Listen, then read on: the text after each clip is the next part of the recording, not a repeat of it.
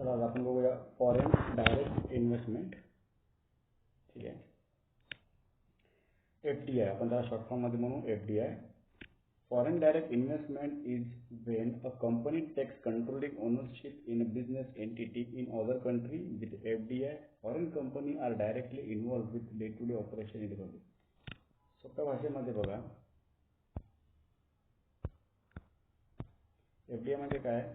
हे एक कंट्री आहे इंडिया, बरोबर आहे. हे इंडिया कंट्री काय करत आहे, दुसऱ्या ऑस्ट्रेलिया कंट्रीमध्ये जाऊन काय करत आहे, बिझनेस सेटअप करत आहे, लँड घेत आहे, एक इंडस्ट्री सेटअप करत आहे, तिथं काय करत आहे, आपली ओनरशिप ट्रान्सफर करून तिथे गुड्स अँड सर्व्हिस सेल करत आहे. त्याला म्हणायचं FDI. त्याला म्हणतात फॉरेन डायरेक्ट इन्व्हेस्टमेंट. त्या फॉरेनमध्ये जाऊन तिथे डायरेक्ट काय करत आहे, इन्व्हेस्टमेंट करत आहे. किंवा ऑस्ट्रेलियाची एखादी कंट्री काय करत आहे, आपल्या इंडियामध्ये येत आहे, आपल्या इंडियामध्ये इथे येऊन जागा परचेस करत आहे, इथं पूर्णपणे एक इंडस्ट्री बांधत आहे, कंपनी बांधत आहे आणि काय करत आहे, गुड्स सेल करत आहे. त्याला म्हणायचं फॉरेन डायरेक्ट इन्व्हेस्टमेंट, बरोबर आहे. This means they aren't just bringing money with them but also knowledge, skill and technology. ते काय करत आहेत, फक्त पैसे आणत नाहीये, ते त्यांची पूर्ण टीम घेऊन येत आहे, त्यांचं मशीन घेऊन येत आहे, त्यांचं कन्स्ट्रक्शन घेऊन येत आहे, त्यांचे ऑफिस घेऊन येत आहे, त्यांचं पूर्ण बिल्डिंग वगैरे सेटअप सगळे इथे आणून ते बांधत आहेत आणि इथे आणून एक नव्याने सुरुवात एक कंपनी तयार करत आहे, जे दुसऱ्या कंट्रीची ओनरशिप असणार आहे. ठीक आहे,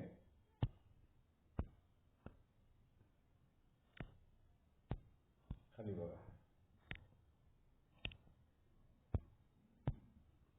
Generally, FDI takes place when an investor establish foreign business operation or acquire foreign business asset, including establishment, ownership or controlling interest in a foreign company. बघा काय म्हणते FDI, काय म्हणते FDI takes place when investor establish foreign business operation.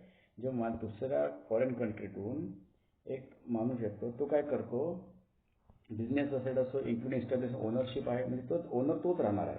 ठीक आहे, controlling पण काय राहणार आहे, तोच राहणार आहे. फक्त काय करत आहे, आपल्या इथं सेटअप करत आहे, आपली गव्हर्नमेंट त्याला असे प्राधान्य देत आहे की तू ये इथे काय कर, बिझनेस सेटअप कर, तुझा बिझनेस चालू कर, बरोबर आहे. आता FDI इन इंडिया, आता FDI इन इंडिया काय म्हणत आहे, FDI is important monetary source for the India economic development. With economic liberalization started in India in wake of 1931 crisis. जेव्हा 1991ला LPG चा फुल फॉर्म काय आहे, लिबरलायझेशन, प्रायव्हेटायझेशन आणि ग्लोबलायझेशन. त्या लिबरलायझेशनमुळे काय म्हणतात, दुसऱ्या कंट्रीला आपण काय झालं, थोडंसं स्वातंत्र्य दिलं. त्याच्यामध्ये दुसऱ्या कंपनीला काय केलं, आपण बोलवलं की तुम्ही या इथे येऊन तुम्ही बिझनेस सेटअप करा, तुमचे प्रोडक्शन आणा, तुमचे रिसर्च अँड डेव्हलपमेंट टीम आणा आणि तुम्ही प्रोडक्शन करा. ठीक आहे, हे इंडियाने केलं. आता इंडियाने का केलं, आपण त्याचं पण समोर ॲडव्हान्टेज आणि डिसॲडव्हान्टेजेस आपण ते पण बघूया. खाली आहे एंट्री मोड स्ट्रॅटेजी. आता कशा प्रकारे, आता ठीक आहे, आपण तर दुसऱ्या कंट्रीला बोलवलं किंवा दुसऱ्या कंट्रीने आपल्याला पण बोलवलं FDI. दुसऱ्या कंट्रीचं FDI असेल फॉरेन डायरेक्ट इन्व्हेस्टमेंट, त्याच्यामध्ये इंडिया पण जात आहे. ठीक आहे, इंडिया पण जात आहे दुसऱ्या कंट्रीमध्ये, तिथे पण एखादी फॅक्टरी किंवा एखादी कंपनी इस्टॅब्लिशमेंट करत आहे तिथे पण, आणि ओनरशिप चेंज नाही होणार. बघा, मी जर दुसऱ्या कंट्रीमध्ये गेलो, तिथे जर FDIच्या मार्फत तिथे गेलो आणि तिथे जाऊन जर एखादी कंपनी उभारली तर तिथे ओनर मीच राहणार आहे.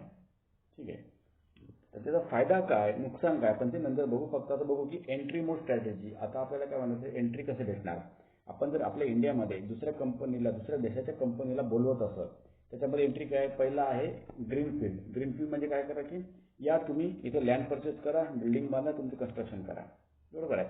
दुसरं आहे ॲक्विजिशन म्हणजे कसं की आपली इथली एखादी कंपनी असेल ऑलरेडी सेटअप झालेली, तुम्ही त्याला काय करा, अक्वायर करा. आपण याच्यामध्ये बघितलेलं ॲक्विजिशन कशामध्ये बघितलं, मर्जरमध्ये किंवा अमलकमिशनमध्ये बघितलं. अक्वायर करायचं, एक कंपनी काय करत दुसऱ्या कंपनी अक्वायर करत आहे, म्हणजे दुसऱ्या देशाची एखादी कंपनी असेल ते येऊन इथे काय करत आहे, आपल्या देशात एखाद्या कंपनीला अक्वायर करत असेल, बरोबर आहे. होली ओन सबसिडियरी, बघा याच्यामध्ये काय होली ओन सबसिडियरीमध्ये किंवा जॉईंट वेंचर म्हणजे काय, एक कंपनी येत आहे दुसऱ्या कंपनीसोबत जॉईंट होत आहे, बरोबर आहे. म्हणजे दुसऱ्या देशाची कंपनी असेल ती आपल्या देशाच्या कंपनीसोबत काय जॉईंट होत आहे. Foreign direct investment equity base, नाहीतर कधी काय करते की ती कंपनी, आता इक्विटीचं ओनर होण्यासाठी आपल्याला काय करावं, मोर दॅन 50% शेअर त्याचं अक्वायर करावं लागेल. 51% शेअर काय करावं, त्याचे परचेस करावं लागेल. मग ते फॉरेनची कंपनी काय करत आहे, सर आपल्या इथल्या कंपनीचे 51% शेअर परचेस करत असतात. 51% परचेस केलं म्हणजे त्याची कंपनीचा ओनर झाला तो, बरोबर आहे.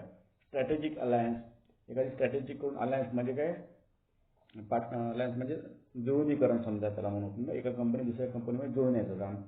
नॉन इक्विटी और इक्विटी बेस असणार, कॉन्ट्रॅक्च्युअल ॲग्रीमेंट असणार त्याच्यामध्ये, किंवा क्रॉस शेअर होल्डिंग असणार. तुम्ही आमचे शेअर परचेस करा, आम्ही तुमचे शेअर परचेस करणार, म्हणजे तुम्ही आमचे शेअर परचेस केले तुम्ही ओनर होणार, आम्ही तुमचे शेअर परचेस केले आम्ही तुमचे ओनर होणार, अशा प्रकारे.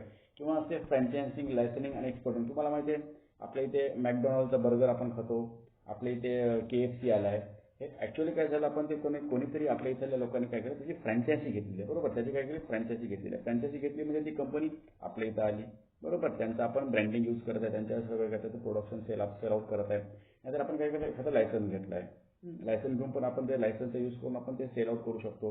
किंवा एक्सपोर्ट तर करतच आहे आपण ऑलरेडी, बरोबर आहे. आता ह्या सगळ्या गोष्टी कशा होतात, कॉन्ट्रॅक्च्युअल बेसिस होतात, नॉन इक्विटी बेस. आता कसं जे KFCचं जे आपण आपल्या अमरावतीमध्ये तापडे इथे झालेलं आहे KFCचं, तर त्याच्याने काय होतं की, किंवा मोठे मोठे मॉलमध्ये KFC आहे, मॅकडॉनल्ड आहे, दुसरे आहेत जे दुसऱ्या देशाचे जे फूड्स आहे, समजा फास्ट फूड, त्याचं आपण काय केलं, लायसनिंग घेतलेलं आहे. ते नॉन इक्विटी बेस आहे, त्याचं पूर्ण प्रोडक्शन सेटअपच आपण केलं. त्यांना पैसे दिले की त्यांनी पूर्ण काय करतात, ते आपल्या इथे सेटअप करून ठेवतात, बरोबर आहे. अशा प्रकारे काही एंट्री मोड आहे. कोणते ग्रीन फील्ड, म्हणजे लँड परचेस करून तुम्ही बिल्डिंग बांधायचं, नाहीतर एखादी कंपनी अक्वायर करायची, नाहीतर काय करायचं, एखादं शेअर परचेस करायचं, बरोबर.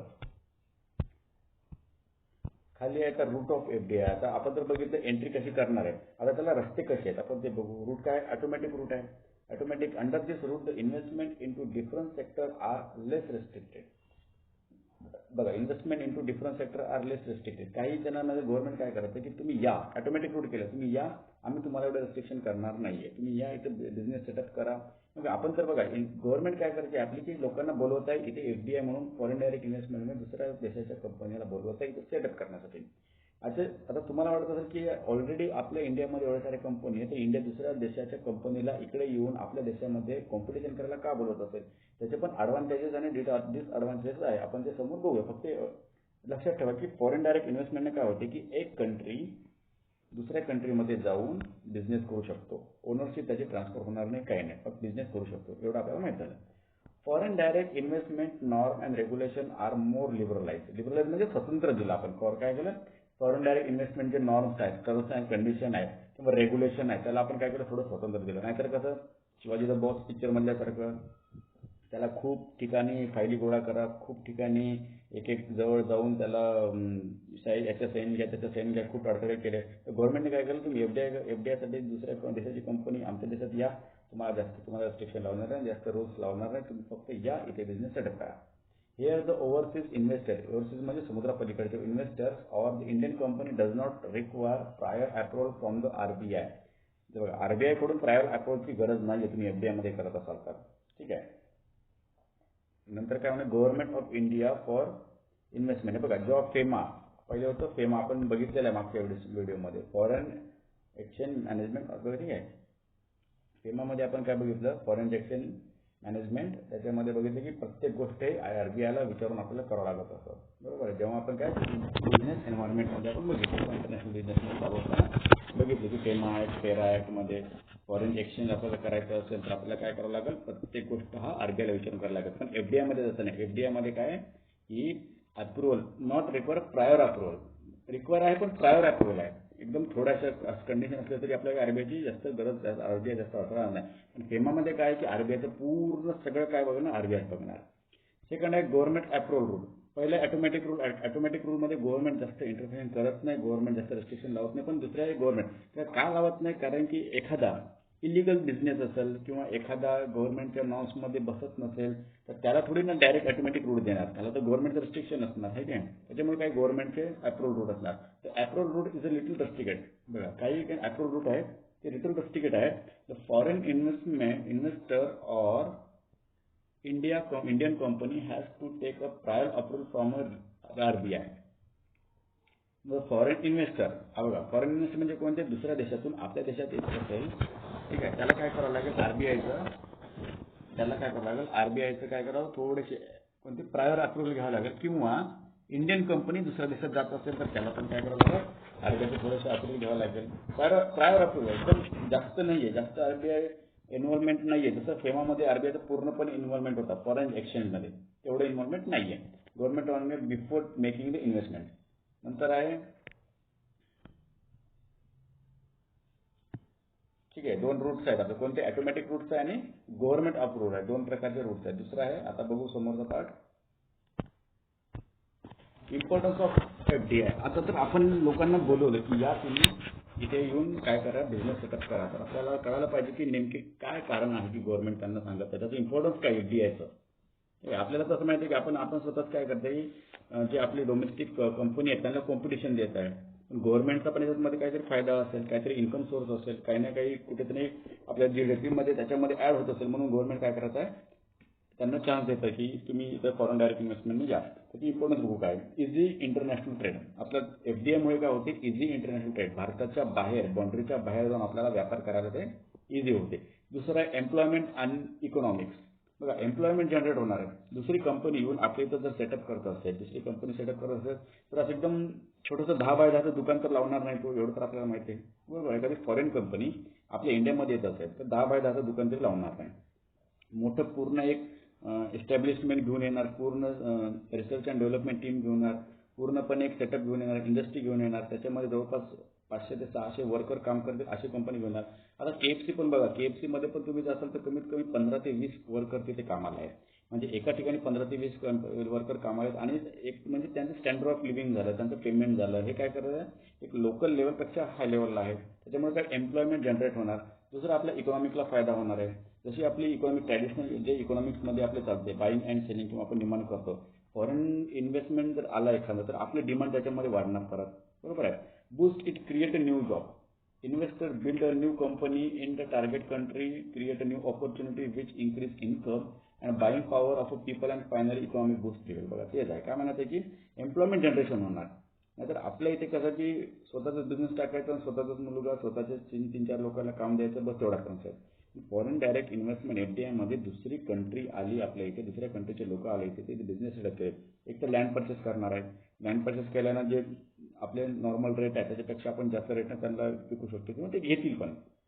दुसरे इंडस्ट्री सेटअप करणार, त्यांच्याकडे चांगल्या प्रकारचे मशिनी असणार, टेक्नॉलॉजिकल ॲडव्हान्टेज असणार, प्रत्येक गोष्ट तिथं शिकायला भेटणार की फॉरेनमध्ये नेमके काय चालू आहे, आपल्या इथं आपण इकडे मागं का राहिलो, त्या सगळ्या गोष्टी त्याच्या एन्व्हायरमेंटमध्ये आल्या.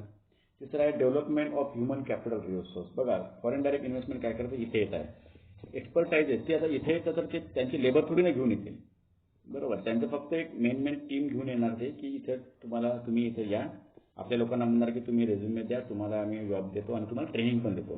त्याच्याने काय होतं, ह्युमन कॅपिटल रिसोर्स, इथे ह्युमन्स आणि कॅपिटल रिसोर्स जे आपल्याला ऑप्टिमम रिसोर्स आहेत, आपले इथे जे रिसोर्स आहेत त्याचा यूज करून ते प्रोडक्ट तयार करतील, त्याचा यूज करून ते बिझनेस तयार करतील, बरोबर आहे. Human capital is a competence and knowledge those able to perform a labour.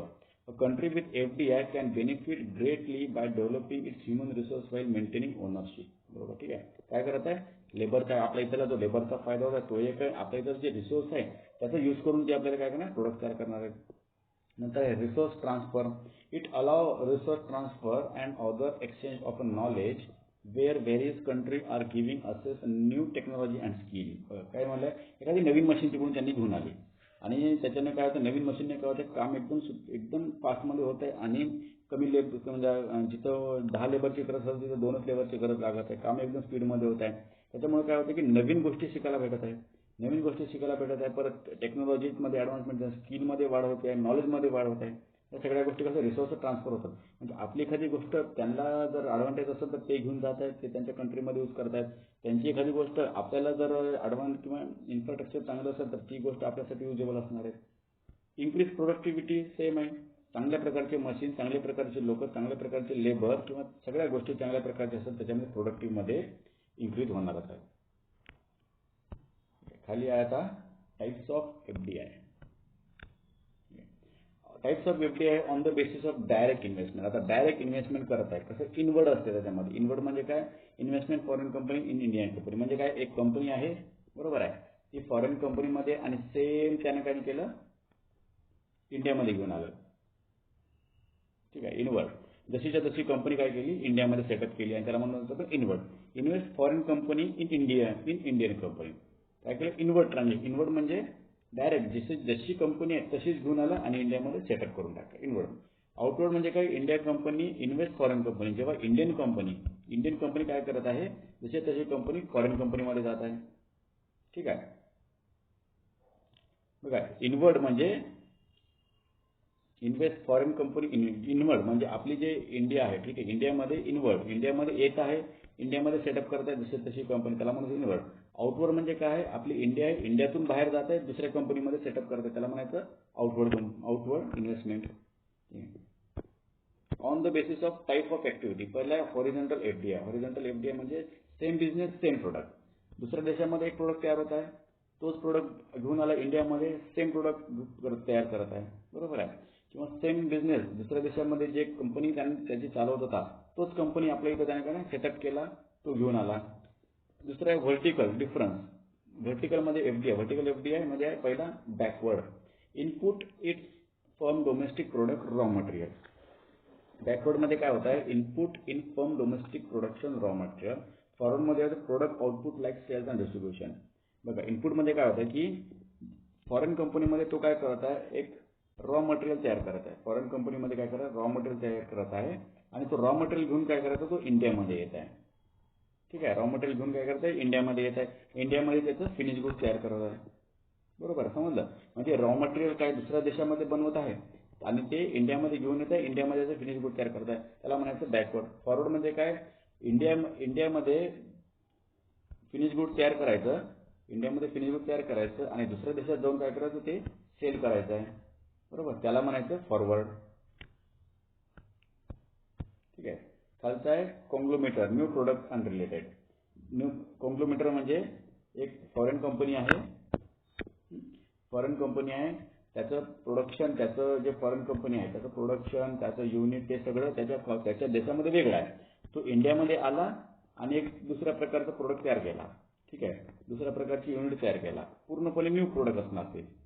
किंवा आपली इंडिया आहे, इंडियाने काय केलं, जे प्रोडक्ट इथे तयार होते इंडियामध्ये, पण त्याने काय केलं, दुसऱ्या देशामध्ये कंपनी एस्टॅब्लिशमेंट केली, तिथे दुसऱ्या प्रकारचे प्रोडक्ट तयार केले. ठीक आहे, म्हणजे हा प्रोडक्ट आणि हा प्रोडक्ट हा दोन्ही काय चेंज आहे, त्याला म्हणायचं कॉंग्लोमेटर, न्यू प्रोडक्ट आहे. बघितले आपले 3 प्रोडक्ट झाले आपले. खालचा आहे on the basis of investment objectivity. पहिला आहे natural resource seeking FDI, assessing and exploiting natural resource. Natural resource seeking FDI. आता काय काय ठिकाणी माहिती आहे का, आता आपल्या इथं समजा, आता आपल्या इथं संत्र्याचं आहे समजा, ठीक आहे, नागपूर संत्री आहे, हे हिवाळ्यामध्ये आणि उन्हाळ्यामध्ये 2 ठिकाणी होतात. मग आपण काय करत आहे, एखादं फॉरेन कंपनी आली आणि त्यांनी जर म्हटलं ज्यूस काढायची कंपनी त्याने इथे इंडियामध्ये सेटअप केली, तर त्याला ज्यूस काढायची कंपनी सेटअप आणि जर ऍक्टिव्ह कधी करावं लागेल, फक्त जेव्हा आपल्या इथं संत्रा पिकल त्यावेळेस. म्हणजे त्यांनी काय केलं, जे नॅचरल रिसोर्स आहे त्याचा यूज करून त्यांनी काय केलं, फॉरेन डायरेक्ट इन्व्हेस्टमेंट आपल्यामध्ये केलं आहे. दुसरं आहे मार्केटिंग सिकिंग एफडीआय, बरोबर. आपल्या इथं बघा, आपल्या इथं सपोज अल्कोहोलला समजा जास्त प्राधान्य देत नाही लोक, ठीक आहे, ते फॉरेन कंट्रीमध्ये जास्त आहे, तर लोक काय करतात, इथं मॅन्युफॅक्चरिंग युनिट तयार ठेवतील आणि त्याचा सेल युनिट काय करतील, जिथं जास्त अल्कोहोलिक युनिट सेल होतील तिथे करणार, बरोबर. तिसरं एफिशियन्स सिकिंग एफडीआय. आता एफिशियन्स सिकिंग म्हणजे कसं की लेबर वर्क कुठे आपलं बघणार, इंडिया कसं एफिशियंट मध्ये लेबर वर्कमध्ये एफिशियंट आहे. मग अमेरिकानं ठरवलं की अरे आपल्या इथं कसं आहे की प्रोडक्ट तयार करायचं त्याला लेबर वर्क खूप लागत आहे, मग आपल्या इथं लेबर कमी भेटत आहे आणि भेटलं तरी त्याला पेमेंट जास्त द्यावं लागत आहे. मग अमेरिकावाला काय करत आहे, पूर्णपणे सेटअप काय करतो, इंडियामध्ये घेऊन येतो आणि इंडियामध्ये एक मॅन्युफॅक्चरिंग प्लॅन कंपनी फॅक्टरी उभारतो आणि इथं कोण येणार, मग इंडियाचे सगळे लेबर येणार, म्हणजे इथं प्रोडक्ट काय होणार, तयार होणार. हा प्रोडक्ट घेऊन काय करणार, अमेरिका आपल्या देशामध्ये जाणार, कारण की तिथे काय इफिशियन्सी म्हणजे आपल्या इथं लेबरचं कार्यक्षमता जास्त आहे त्यांच्यापेक्षा. चौथा आहे strategic asset and seeking investment. कंपनीचा ओनर बघणार की असेट कुठं आहे चांगल्या प्रकारे, असेट मॅन्युफॅक्चरिंग युनिट मशीन्स वगैरे ते सगळं कुठे इस्टॅब्लिशमेंट होतात, कुठं चांगल्या प्रकारे होतात, त्यानुसार काय करत आहे, त्यानुसार ते कंपनी हलवत आहे. On the basis of sector म्हणजे काय, इंडस्ट्री, मॅन्युफॅक्चरिंग सेक्टर. आता इंडस्ट्री आणि मॅन्युफॅक्चरिंग सेक्टर आहे का ते बघा, ते जिथं कुठं असतील त्याला एफडीआय टाका. दुसरं आहे सर्व्हिस सेक्टर म्हणजे काय, जिथं सर्व्हिस सेक्टर म्हणजे प्रोडक्शन युनिट नाही, जिथं सर्व्हिस सेक्टर, ई बँकिंग असेल. आता आपल्या इंडिया बँकिंगमध्ये किती नंबरला आहे काय नाही देशामध्ये ठरवणार आणि तिथं इन्व्हेस्टमेंट दुसऱ्या देशाची करणार किंवा आपण दुसऱ्या देशामध्ये इन्व्हेस्टमेंट करणार. दुसरं ॲग्रिकल्चर इंडियामध्ये आहे, ॲग्रिकल्चर लँड परचेस कर, ॲग्रिकल्चर आपल्या म्हणजे दुसऱ्या देशापेक्षा पुढंच आहे, बरोबर. म्हणजे आपण जर म्हणलं दुबईला ॲग्रिकल्चरच नाही आहे, मग दुबईला ॲग्रिकल्चरच नाही आहे तर दुबईला फ्रूट्स वगैरे ते कसे काय येणार, दुबईला काय ॲग्रिकल्चर लँडच नाही आहे, बरोबर आहे. दुबईला ॲग्रिकल्चर लँड नाही आहे, ॲग्रिकल्चर लँड आपल्या इथं पूरक लँड आणि सुपीक लँड आहे, म्हणजे चांगल्या प्रकारची लँड जिथे ॲग्रिकल्चर आपण प्रोडक्शन करू शकतो. मग दुबईचे लोक काय करत आहे, आपल्या इथून इम्पोर्ट करत आहे, काय इम्पोर्ट करत आहे, किंवा दुबईचे लोक आपल्या इथे येतात, लँड परचेस करत आहेत आणि इथे काय करतात, इंडियामध्ये येऊन इथे भाजीपाला फ्रुट्स वगैरे काय करत आहेत ते लावत असणार आणि ते तिथून सेल करणार आहे बघा ॲग्रिकल्चर. नंतर on the basis of entry mode. On the basis of entry मोडमध्ये काय पहिला ग्रीनफील्ड इन्व्हेस्टमेंट, लँड परचेस केला बरोबर आहे आणि न्यू प्रोडक्ट अलोन. ठीक आहे, दुसऱ्या देशाच्याला वाटलं की एक ग्रीनफील्ड इन्व्हेस्टमेंट करायचं, ते आपल्या इंडियामध्ये येणार, लँड परचेस करणार, इथं फॅक्टरी तयार करणार आणि एक नवीन प्रोडक्ट तयार करणार बरोबर. दुसरं आहे मर्जर अँड ॲक्विजिशन. दुसऱ्या देशाची कंपनी आपल्या इथं आली, त्यांना बघितलं अरे एक प्रोडक्ट आहे, चांगल्या प्रकारे आपले इंडियातले लोक चांगले प्रोडक्ट तयार करतात. दुसऱ्या देशाच्या कंपनीच्या लोकांना वाटलं की चला याच्यासोबत आपण काय करू, अमलगमेशन किंवा मर्जर होऊ किंवा याची कंपनी आपण सोबत काम करून काय केलं आपण इन्व्हेस्टमेंट आपण वाढू शकतो. ठीक आहे. नंतर आहे ॲडव्हान्टेज. आता बघा ॲडव्हान्टेज आपण तुम्हाला म्हणलं की इंडियाची गव्हर्नमेंट आपलं किंवा आपली गव्हर्नमेंट दुसऱ्या देशाच्या लोकांना बिझनेस करण्यासाठी आपल्या इंडियामध्ये बोलवते किंवा आपल्या देशाच्या लोकांना दुसऱ्यामध्ये बोलवते. ॲडव्हान्टेज काय, त्याच्या पहिला आहे इन्क्रीज एम्प्लॉयमेंट आणि इकॉनॉमिक ग्रोथ. आपण ऑलरेडी बघितलं आहे की एफडीआयमुळे काय होते की दुसऱ्या देशातली कंपनी आपल्या इंडियामध्ये येत असेल तर इथे काय होते की जॉब ऑपॉर्च्युनिटी लोकांना भेटतो. बरं, एक एम्प्लॉयमेंट जनरेशन होणार, जॉब ऑपॉर्च्युनिटी होतात आणि दुसऱ्या देशाची कंपनी जे प्रोडक्ट सेल आउट करत आहे ते आपल्याला यूज करायला भेटत आहे. याच्यामुळे काय होणार, आपण जे परचेस करणं जास्तीत जास्त त्याच्यामुळे होणार इकॉनॉमिक ग्रोथमध्ये पण वाढत आहे बरोबर आहे. दुसरं human resource management. Human resource म्हणजे काय, जे आपलं दैनंदिन जीवनाचं काम आहे. समजा एखादा इंजिनियर काम करत असेल एखाद्या कंपनीमध्ये 10 वर्षापासून, पण त्याचं स्पेशलायझेशन वाढत नाही. पण एखाद्या दुसऱ्या देशाच्या कंपनीने एक मशीन आणली, त्याच्यानं काय झालं की त्याला ट्रेनिंग दिलं, त्या एम्प्लॉईला ट्रेनिंग दिल्यानंतर त्याच्यामध्ये स्वतःच ॲडव्हान्टेज झालं, त्याच्या नॉलेजमध्ये काय झालं बिल्डअप झालं. त्याच्याने काही ह्युमन रिसोर्स आपण डेव्हलपमेंट पण होत आहे. म्हणजे तो 10 वर्षापासून एकच काम करत होता, नेक्स्ट इयरला समजा 11व्या वर्षी एक नवीन मशीनमुळे त्याचं काय झाले एफिशियन्सी पॉवर होती ते पण वाढली, कारण त्याला नवीन काम शिकायला भेटत आहे. तिसरं आहे डेव्हलपमेंट अँड बॅकवर्ड एरिया. आता आपलं गव्हर्नमेंट काय करते की काही कंपनीला काही समजा टॅक्स बेरियर वाचवा म्हणून काय करते की तुम्ही काय करा, एक विलेज लेवलला किंवा रुरल एरियाला काय करा, तुम्ही तुमची कंपनी इस्टॅब्लिशमेंट करा, आम्ही तुम्हाला काय करू टॅक्समध्ये तुम्हाला कन्सेशन देईल किंवा तुम्ही जर तिथं सेटअप करत असाल तर तुम्हाला भरपूर त्याच्यामध्ये बॅरियर्स तुम्हाला कमी लावाल. त्याच्यामुळे बॅकवर्ड एरियामध्ये काय होणार, मग आसपासचे खेडेपाड्याचे लोक असतात त्यांना जॉब ऑपॉर्च्युनिटी भेटते. त्याच्यामध्ये स्टँडर्ड ऑफ लिव्हिंग आलं.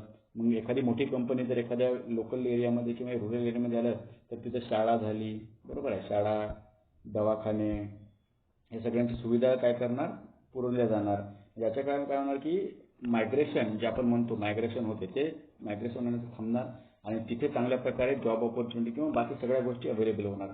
सो त्या provision of finance and technology. Foreign direct इन्व्हेस्टमेंटमुळे काय होते, फायनान्स दुसऱ्या देशाची कंपनी आपल्या इथं आल्यावर एक तर आपल्याला दुसऱ्याची करन्सी भेटणार किंवा आपली इंडियाची कंपनी दुसरीकडे गेलं तर आपल्याला करन्सीचे एक्सचेंज होणार किंवा टेक्नॉलॉजी पण दुसऱ्या देशाचे लोक कोणती टेक्नॉलॉजी यूज करणार ते पण आपल्याला माहिती होणार. नंतर आहे इन्क्रीज इन एक्सपोर्ट. ते तर एफडीआयमुळे सगळ्यात जास्त मेन हे म्हणजे की एक्सपोर्टचा फायदा होतो बरोबर आहे. Exchange rate stability. जे आपण एक्सचेंज रेट आहे फॉरेनची करन्सी, ठीक आहे, फॉरेनची करन्सीमुळे जे आता डॉलरचा रेट 80 रुपयेपर्यंत गेला आहे ते कुठे ना कुठे स्टॅबल होणार. ठीक आहे, फॉरेन डायरेक्ट इन्व्हेस्टमेंटमुळे. नंतर stimulate economic development. Stimulate economic development. FDI is a source of external capital and higher revenue for the country. When factories are constructed, at least some local labor, material or equipment are utilized. त्याच्यामुळे काय stimulate economic labour. Foreign direct investment आली काय होणार, इथं land purchase येणार, land purchase केल्यानंतर तिथे एक मोठी फॅक्टरी उभारणार, तिथे लागणार लोक कामासाठी लोक लागले म्हणजे आपले लेबर तिथे यूज होणार. ठीक आहे, आपले लेबर इथे यूज होणार, आपले जेवढे काही रिसोर्सेस होणार त्याचा यूज चांगल्या प्रकारे होणार. त्याच्यामुळे काय होणार, लँड लेबर कॅपिटल जे फॅक्टर ऑफ प्रोडक्शन आहे त्याचा आपल्या इंडियामधून यूज होणार. This factor will also create additional tax revenue for the government. बघा आता लेबरला आपण काय केलं, लेबर जॉईन केले, समजा आपले 500 लेबर लागले, 500 लेबर तिथे दुसऱ्या देशाच्या कंपनीने इस्टॅब्लिशमेंट केलं, 500 लेबर लागले, 500 लेबरला इन्कम भेटणार. तर 500 लेबरला इन्कम भेटल्यानंतर जे लेबर काय करणार, टॅक्स पे करणार, म्हणजे ऑटोमॅटिकली काय करणार, हे गव्हर्नमेंटला टॅक्स पे करणार, आपल्याच गव्हर्नमेंटला पे करणार आहे. काम कुठं करत आहे, दुसऱ्या देशाच्या कंपनीमध्ये, एफडीआयमध्ये, फॉरेन डायरेक्ट इन्व्हेस्टमेंटमध्ये जे कंपनी आपल्या इथं आली तिथे ते लेबर काम करत आहे, पण त्यांना जे पेमेंट भेटलं त्या पेमेंटवरचा टॅक्स कोणाला देत आहे, ते आपल्या इंडियन गव्हर्नमेंटला. ठीक आहे, त्याच्यामुळे काय tax revenue of the government बरोबर. This factor will also create additional tax revenue for the government. नंतर आहे इम्प्रूव्ह कॅपिटल फ्लो. कॅपिटलचा फ्लो इम्प्रूव्ह होणार आहे. Inflow creation of competitive market. By facilitating the entry of foreign organization into domestic marketplace, FDI helps create a competitive market environment as well as break a domestic monopoly. A healthy competitive environment pushes firm to continuously enhance. बघा आता एखादी monopoly company असेल, आपल्या इंडियामध्ये एखादं product sell out करत असेल, आता समजा असं पकडा की आपल्या इंडियामध्ये जे पेस्ट दात घासाचं पेस्ट आहे ते एकच आहे, दुसरं कोणतं फॅक्टरी कोणतीच बनवत नाही. मग ते एकच जे पेस्ट असणार तोच कंपनी काय करणार पूर्ण इंडियाला सेल करत आहे, म्हणजे त्याची काय झाली मोनोपॉली झाली, म्हणजे दुसरं त्याला कॉम्पिटिशनच नाही. ठीक आहे, दुसरं त्याला काय झालं कॉम्पिटिशनच नाही. पण काय झालं नंतर काही वर्षांनी एक एफडीआय थ्रू काय झालं दुसऱ्या देशाची कंपनी आपल्या इंडियामध्ये आणि त्याने पेस्ट बनवायचं चालू केलं. आणि ही जी याने काय केलं 100 रुपये रेट ठेवला होता आणि एफडीआयमुळे दुसऱ्या देशाची कंपनी आपल्या इथे आली, त्याने फक्त किती 15 रुपये पेस्टची किंमत ठेवली. मग लोक काय करणार, हे जे कॉम्पिटिशन होता हा जो गॅप होता मधला हा भरून निघणार. जी 15 रुपयामध्ये पण तो चांगल्या प्रकारे प्रॉफिट कमवत आहे, पण याची हा एकच कंपनी असल्यामुळे हा 100 रुपये कमवत आहे. बरोबर आहे. तर त्या 15 रुपये काय करा लोकांना स्वस्त भेटत गेला आणि कॉम्पिटिशन कुठेतरी थांबले गेली. नंतर काय डिसएडव्हान्टेज ऑफ एफडीआय पण आहे. Disappearing of cottage and small scale industry. बघा छोट्या छोट्या लोकांनी जे घर बसल्या इंडस्ट्री करतात. बघा आता KFC आलं, ठीक आहे, KFC आपल्या इथे आली. KFC आल्यामुळे जे local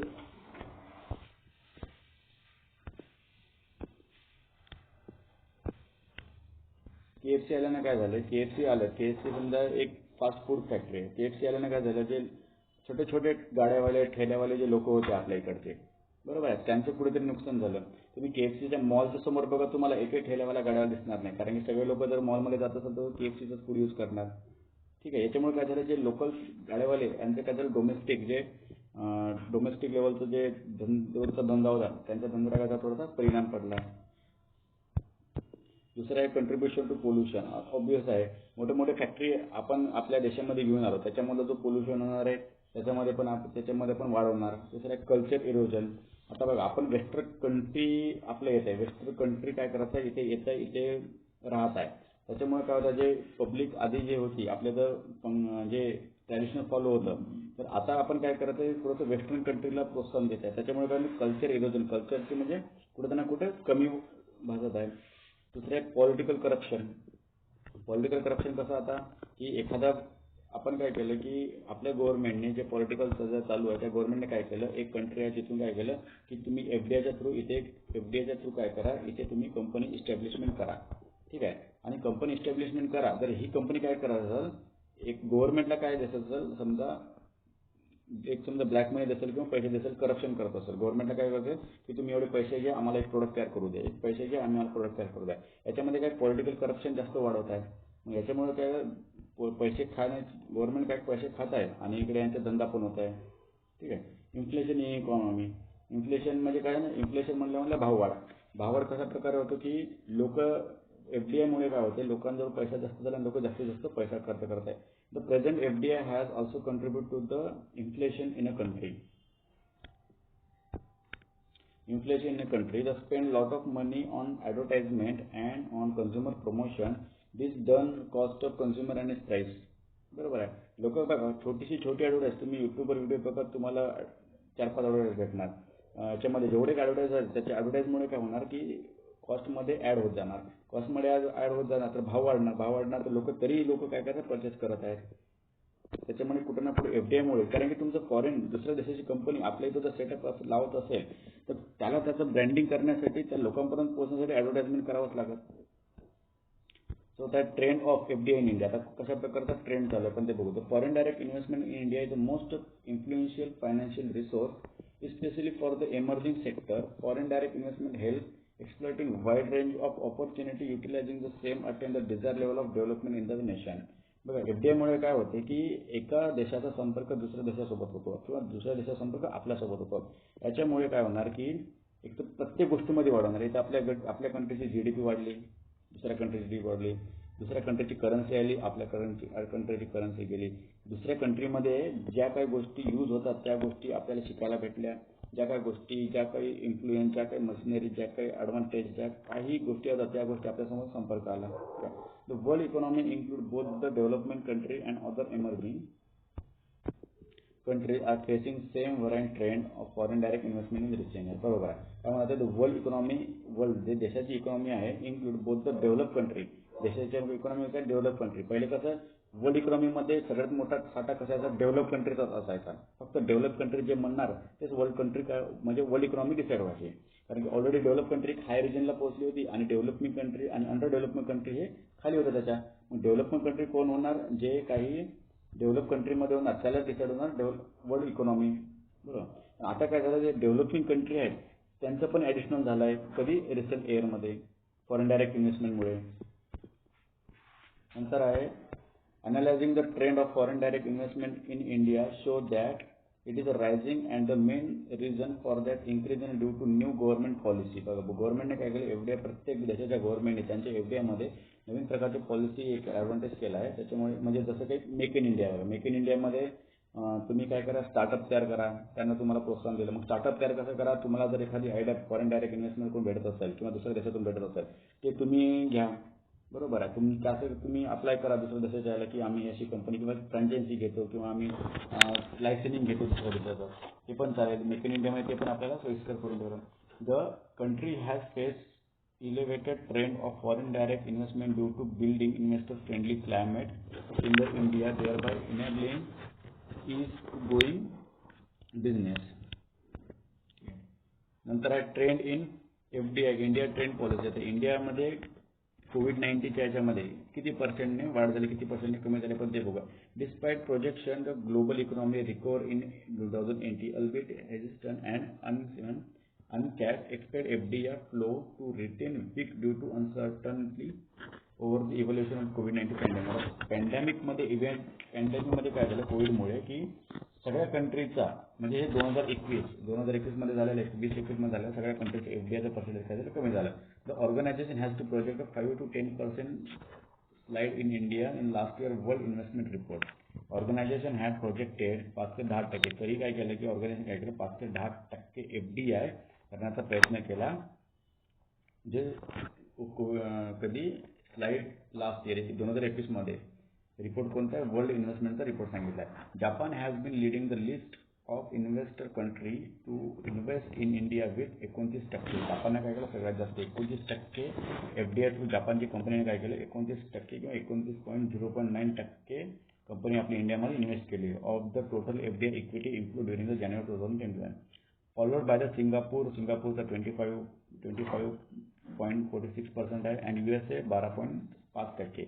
The computer software and hardware has emerged as the top sector during the first 10 months. बघा तुम्ही आजही बघा तुमचे बीटेक असेल किंवा IT सेक्टर असेल तर तुम्हाला आजही फ्रेशरलाही जॉब ऑपॉर्च्युनिटी खूप जास्त आहे. का जास्त आहे, कारण की हे जे पर्सेंटेज सांगत आहे आणि हा जो वर्ल्ड इन्व्हेस्टमेंट रिपोर्ट सांगत आहे त्यामध्ये कॅम्प्युटर सॉफ्टवेअर आणि हार्डवेअर. तुम्ही सिव्हिल इंजिनियर असाल, मेकॅनिकल इंजिनियर असाल तर तुम्हाला जास्त सॅलरी नाही किंवा तुम्हाला जॉबच नाही सध्याच्या कंडिशनला. पण तुम्ही जर IT फील्डमध्ये इंजिनियर असाल, बीटेक असाल, BCA केलं असेल ना तर तुम्हाला आजही कंपनीमध्ये, कारण काय झालं की बाहेरच्या देशांनी काय केलं एफडीआय थ्रू काय केलं ते कंपनी सेटअप केलं आहे तिथे की त्यांच्यासाठी जॉब ऑपॉर्च्युनिटी जास्त झालेल्या आहेत. Foreign direct investment in India measure taken by the government on the front of FDI policy reform, investment facilitation and ease of doing business have resulted in increased FDI inflow into country as India has attracted total FDI inflow of $72.12 million during the April to January. काय म्हणत आहे foreign direct investment in इंडियाने काय केलं measure taken by the government front of FDI policy reform, the investment facilitation and ease doing business have resulted in increased FDI inflow into country as India has attracted total FDI inflow. इंडियाने काय केलं total FDI inflow $, मध्ये 72.12 मिलियनचा total direct inflow आहे इंडियामध्ये एफडीआयच्या through. कधीचा data दिलेला आहे 2021चा. नंतर आहे एफडीआय सेक्टर, रेस्ट्रिक्टेड सेक्टर कोणते, प्रायव्हेट सेक्टर कोणते आणि अनरेस्ट्रिक्टेड सेक्टर कोणते ते बघू आपण. पहिल्या रेस्ट्रिक्टेड सेक्टर म्हणजे काय की काय गोष्टीवर रेस्ट्रिक्शन करून ठेवले की तुम्ही हे करू शकत नाही. त्याच्यामध्ये banking, public sector and defence industry. बरोबर आहे. बँकिंग आपली इंडियाची RBI, बँकिंग सेक्टर कोण अंडर येते RBI थ्रू. RBI जे रूल्स करणार आहे ते तीच बँक आपल्या इथे चालणार की दुसऱ्या इंटरनॅशनल बँक आपल्या इथे वर्क करू शकत नाही. किंवा आपण हे दुसऱ्या देशाच्या बँकेमध्ये डिपॉझिट अकाउंट काढू शकत नाही, काही नाही. आपण त्याच बँकेमध्ये अकाउंट काढू शकतो जे RBIचे अंडर आहे. दुसरा आहे डिफेन्स इंडस्ट्री. डिफेन्स इंडस्ट्रीमध्ये पण नाही होणार. दुसरा आहे broadcasting content service, print media. Broadcasting म्हणजे आपले जे आपण जे सिम कार्ड आहे, समजा एअरटेल वगैरे, आयडिया सिम कार्ड, ब्रॉडकास्टिंग म्हणजे आपण एक दुसऱ्याला कनेक्ट करू शकतो, ते पण दुसऱ्याची इन्व्हॉल्वमेंट होणार नाही. नंतर आहे पेट्रोलियम अँड नॅचरल गॅसेस. नंतर आहे schedule air transport service, insurance, private security agency, multi brand retailing. ठीक आहे. नंतर आहे प्रोहिबिटेड सेक्टर. प्रोहिबिटेड सेक्टर म्हणजे काही या गोष्टी चालणारच नाही इंडियामध्ये. रेस्ट्रिक्शनमध्ये तरी काही गोष्टी चालते की ठीक आहे गड्या, तुम्ही 2 जर प्रोडक्ट असाल तर एक प्रोडक्ट रेस्ट्रिक्शन आहे, दुसरा प्रोडक्ट तुम्ही चालणार. पण प्रोहिबिटेड केलं, प्रोहिबिटेड म्हणजे बंदी जर टाकली तर तुम्हाला ते दोन्ही प्रोडक्ट चालणार नाही. Prohibited means that there is no possibility of doing something FDA prohibited in following sector. Lottery असेल, गॅम्बलिंग असेल, चिट फंड असेल, निधी कंपनी किंवा trading in transfer, development rights, TDR असेल, किंवा रिअल इस्टेटचा बिझनेस असेल, किंवा मॅन्युफॅक्चरिंग, सिगार असेल, म्हणजे जे सिगरेटचे असेल, टोबॅको असतील, activity sector not open, private sector investment, automatic engine किंवा रेल्वे ऑपरेशन असेल. रेल्वे ऑपरेशन म्हणजे पूर्ण गव्हर्नमेंटचं कंट्रोल असतात. ह्या सगळ्या प्रोहिबिट सेक्टर असतात. आणि अनरेस्ट्रिक्टेड सेक्टर म्हणजे ओपन टू ऑल, जे सेक्टर त्याला ओपन आहे, गव्हर्नमेंट काय जास्त त्याला बर्डन देत नाही. मायनिंग असेल किंवा मॅन्युफॅक्चरिंग रिलेटेड कमर्शियल ॲक्टिव्हिटीज असेल, किंवा इन्फॉर्मेशन टेक्नॉलॉजी, जे IT सेक्टर तुम्हाला आता सांगितलं सगळ्यात बूम केलं मार्केट आपल्या IT सेक्टरने FBI through. E commerce related असेल, बरोबर. ई कॉमर्स म्हणजे आपण घर बसल्या माहिती का, दुसऱ्या देशात असून घर बसल्या, मला वाटतं ते Alibaba.com आहे वाटते. Alibaba.com वरून घर बसल्या आपण तुम्ही ऑर्डर करू शकता, ई कॉमर्स. नंतर आहे की आता शेवटचा कन्सेप्ट आता हे FDI, फॉरेन डायरेक्ट इन्व्हेस्टमेंट आपण बघितलं. तर आता FPI काय, FPI आपण काय करू पुढच्या व्हिडिओमध्ये बघू. आणि याचा डिफरन्स बिटवीन FDI आणि FPI काय करू तिथे आपण चेक करू की FPI म्हणजे काय. तरी FPI तुम्ही समजून घ्या. FPI म्हणजे हे काय, FDI म्हणजे काय, फॉरेन डायरेक्ट इन्व्हेस्टमेंट. याच्यामध्ये काय, तुम्ही दुसरी देशाची कंपनी आपल्या इथं सेटअप करू शकता आणि इथं चालू शकता, ओनरशिप ट्रान्सफर होणार नाही. पण FPI म्हणजे काय, पोर्टफोलिओ इन्व्हेस्टमेंट. FPI म्हणजे फॉरेन पोर्टफोलिओ इन्व्हेस्टमेंट. तुम्ही काय करू शकता, दुसऱ्या देशाची कंपनी असेल तर तुम्ही काय करू शकता, फक्त इंडियन कंपनीचे शेअर परचेस करू शकता. तुम्ही इथं येऊन ती कंपनी वगैरे काय करणार, जी कंपनी आहे ती ऑलरेडी इथं सेटअप असलेली असते, ऑलरेडी इथंच पूर्ण त्याची फॅक्टरी वगैरे बिझनेस इथं चालू असतं. फक्त फॉरेन कंपनी काय करत आहे, फक्त त्याचे शेअर परचेस करत आहे आणि शेअर परचेस करून ओनर होणार आहे.